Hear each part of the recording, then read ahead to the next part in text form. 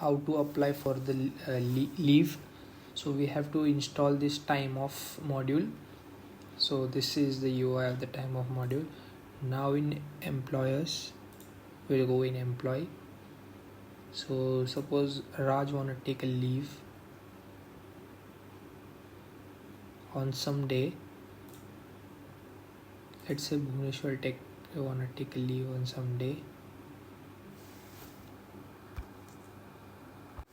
So time off, we'll click on this tab, time off.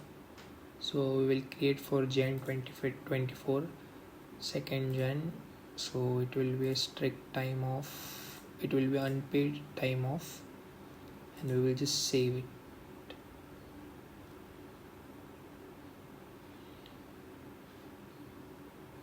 So after some time you can see to approved, this this logo has been appeared here, to approved.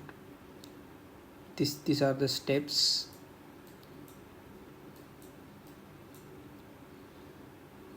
This is how we can take a time off.